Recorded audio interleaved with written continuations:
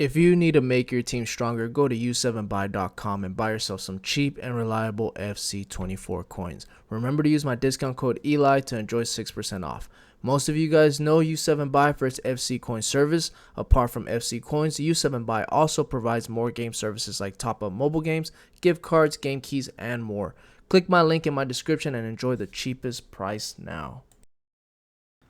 Alright guys, welcome back to the channel. We have, I don't want to say super meta tactics today, but it is a tactics that I personally use to help me get into the elite division. Let me show you real quick. I kind of sandbagged my games a little bit so I can create these Germany tactics, Germany national team that somebody requested. But let me show you here, elite division. There you go. I sandbagged. I gave away like, I don't know, like 8 wins or whatever, maybe 7, just to get into the lower 700 skill rating, so I can build a new tactic for you guys. But anywho, before I blabber on, these are the tactics that I use in the elite division, what got me into the elite division, and what got me. I didn't get rank 1 this weekend. I got 18-2. I lost 2 games, 1 to penalties and 1 to some guy that was just constant pressing me like the whole game, and I just lost by like 1 or 2. So it is what it is.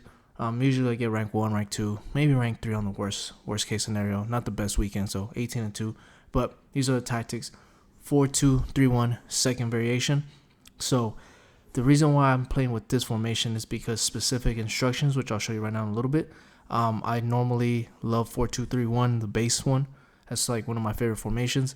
But I needed specific instructions for the right cam and the left cam to kind of cut inside in the half spaces, which this formation allows me to do, and it gives the cam a little bit more freedom with those specific instructions. So that's why I chose this formation. Very, very good formation. It's a very, very well balanced formation. It's literally my go-to formation. So I'll start off with this one. When I need to be a little bit more attacking, I'll switch to the 4-3-3-4. And when I need to be very, very defensive, it'll be the 4-4-2 second variation. I created a new 4-2-4 pressing tactic. So if I get 40 likes on this video, I will post this one. It's the all-out constant press. It helped me get back into games in the elite division. It's really, really good. I really, really recommend it. I changed it from the 4-4-2 to this, and I think I'm going to stick there until maybe post team of the season. But for now, 4-2-3-1, what you guys are here for. Let's get into the tactics.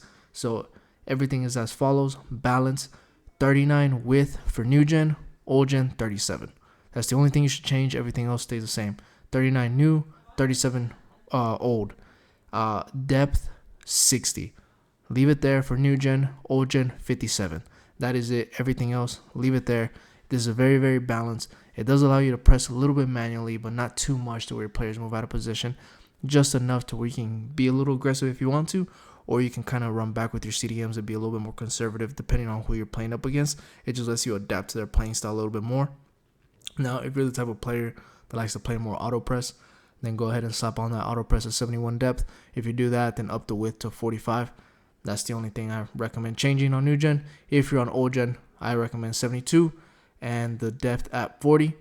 If you're going to be able to, if you want to be able to manually press a little bit higher up and get in your opponent's face, then this will work for old gen. New gen, 71 depth and 30 or 70, 45 width. I'm sorry, or 40 width. I'm sorry, I'm all over the place, guys. 39 width for me, 60 here. All right, that's me. That's what I'm playing. Build a play, balance, direct passing. You know, that's the meta of this game. Unfortunately, I experimented with everything. It's just not the same. So just keep balance, direct passing with 37. That is because I need my right mid and my left mid, these two, to cut inside a lot in between the half spaces.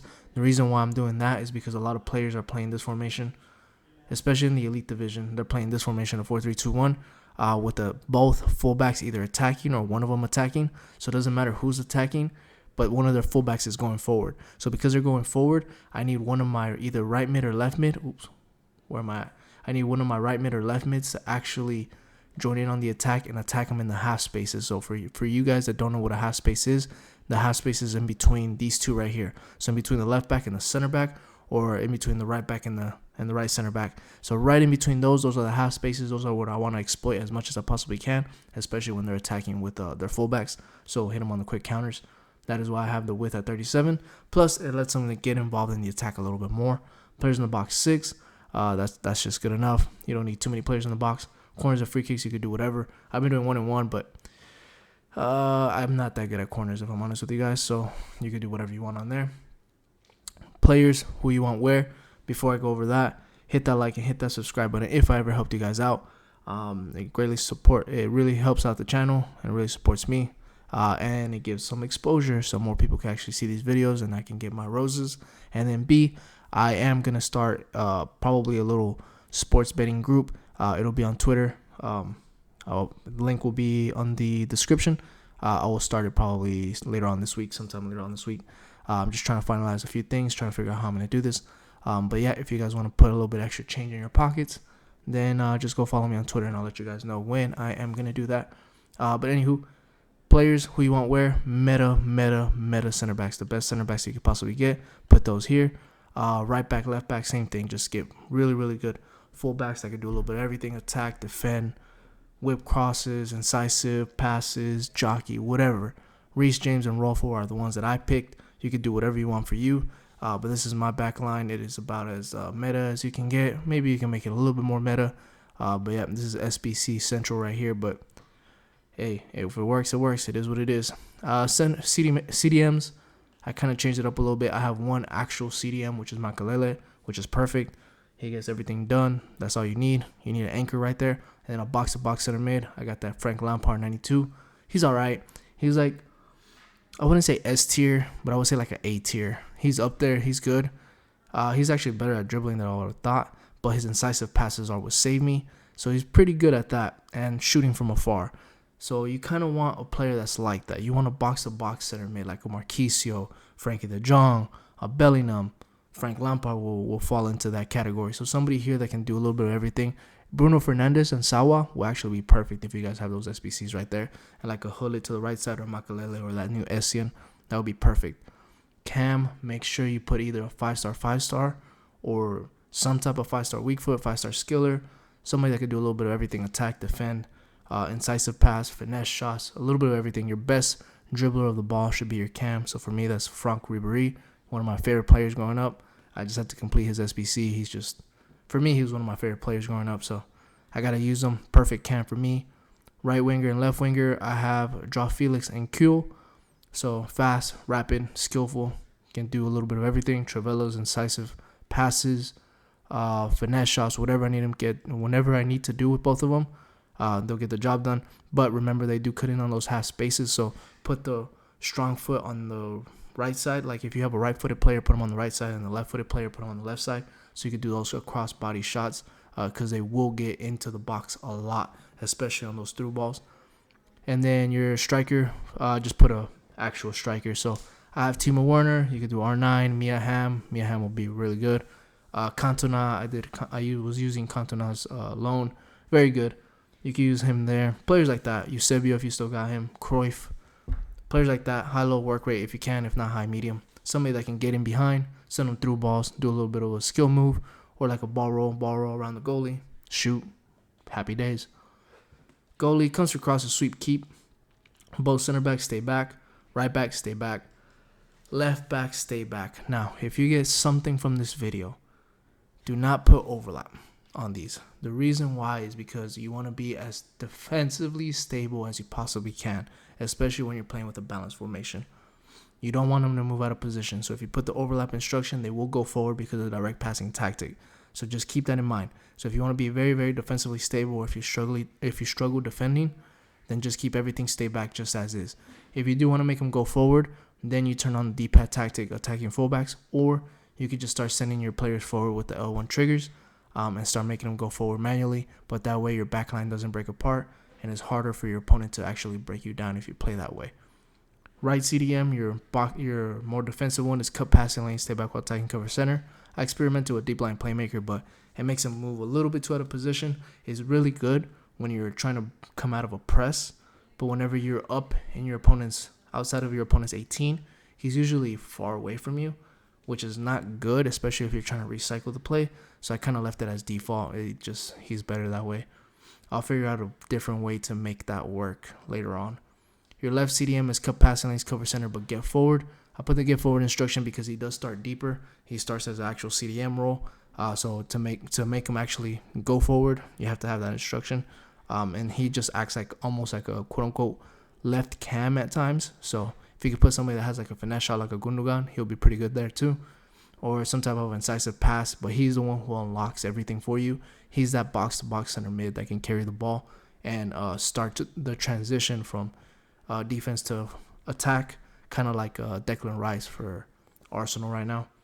Your cam is stay forward, free roam. So the reason why you have free roam is because he can go anywhere on the pitch. He can drop deep. He can go to the left, go to the right, wherever. That's what I was saying. Put a 5-star there. So he can do a little bit of everything. Just float around the whole field. He can do whatever, especially when he has a finesse shot trait like Ribery. He can just pop him from anywhere and piss off your opponent, and then he'll quit just because he can't stop him because he doesn't know where Ribery's going to pop up. But it just gives him the freedom to be a number 10 and go anywhere. And that's really good whenever you pair it with these instructions. The right mid, cut inside, getting behind, and the left mid, cut inside, getting behind. So the reason why these are important is because you don't have a defensive support as come back on defense. So by default, they sit a little bit deeper. So because they do sit a little bit deeper, not deeper, but they do sit a little bit more forward, it allows you to transition on the counterattack way faster, especially with the getting behind and cut inside instruction. So if you can pass the ball, let's say from a CDM to your cam, your right mid and your left mid are already going to be bombing forward. So depending on what fullback your opponent is attacking with, you'll just send a through ball to either one of these two, and they'll be clear. Like you just send them a through ball, and they'll just be clear, 1v1 against the goalie, a cross-body shot, and then you win. Honestly, that's the whole reason for it. They still come back on defense to like actually help you defend. They just won't drop as deep as fast because you don't have that instruction. And then your striker stays central, getting behind. That's just to force the attacking AI for your striker. So you have your cam that sends any through balls to any of your three strikers. So your main striker, your right mid, left wing. I just sends them on through balls. Just send them on through balls. You're just gonna send them forward, and then you kind of go from there. But yeah, those are the custom titles and instructions. I apologize if I sound a little tired. I really am, but I'm trying to crank out these videos for you guys.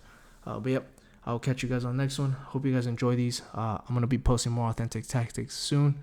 Some meta tactics too, right before team of the season. Try to enjoy a little bit of both.